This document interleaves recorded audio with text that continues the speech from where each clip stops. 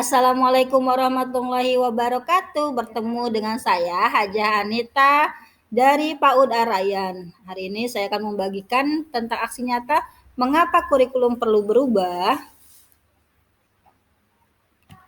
Apa sih itu kurikulum? Kurikulum merupakan panduan pembelajaran pada suatu pendidikan di mana dapat memaknai suatu titik awal sampai titik akhir dari pengalaman belajar peserta didik.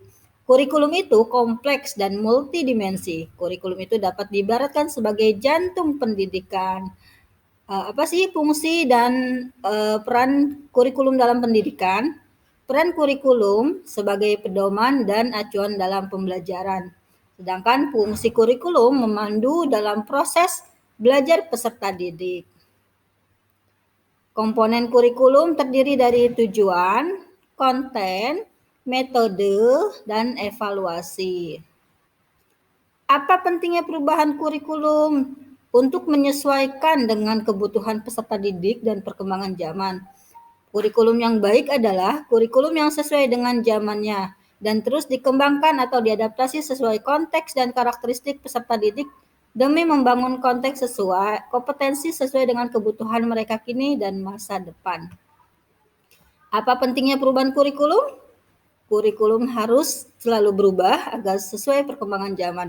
Apalagi sekarang itu ilmu pengetahuan dan teknologi informasi telah berkembang dan pembelajaran akan membosankan tanpa adanya perubahan, bukan? Bukankah tugas kita untuk menyiapkan para peserta didik yang kita didik pada sekarang ini adalah menghadapi zaman yang baru, zaman yang sama sekali berbeda dengan kita. Misalnya kalau zaman dulu kita menggunakan mesin tik, kemudian perlahan berganti kepada komputer dan sekarang ada laptop. Begitu juga dengan handphone. Dulu pertama kali di tahun 90-an handphonenya besar gitu ya. Sampai sekarang handphonenya sudah ada perubahan-perubahan seperti itu. Itu artinya ada perubahan ya, adanya perubahan teknologi, perubahan zaman, dan juga perubahan karakteristik generasi.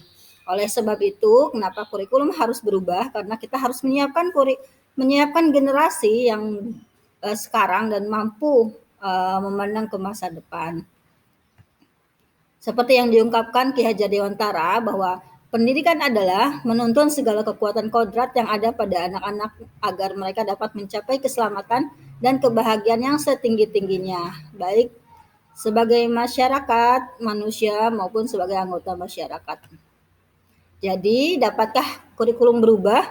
Dapat dong, karena di dalam kita melaksanakan kurikulum operasional satuan pendidikan harus bersifat dinamis. Artinya dapat diubah sesuai dengan perubahan dan perkembangan budaya dan zaman. Sekalian selain itu juga mengikuti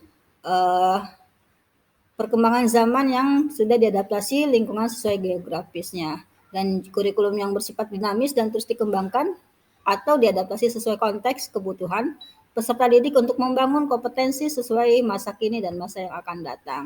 Bagaimana mewujudkannya? Ayo, seluruh komponen masyarakat, peran orang tua, masyarakat, sekolah harus menempatkan kebutuhan, pendapat, pengalaman, hasil belajar, serta kepentingan peserta didik sebagai pengembangan kurikulum karena kurikulum dirancang untuk kebutuhan peserta didik. Yuk, mari kita rubah kurikulum yang lama menjadi kurikulum yang baru sesuai kebutuhan peserta didik dan berpusat kepada peserta didik. Terima kasih, semangat belajar dan terus berproses.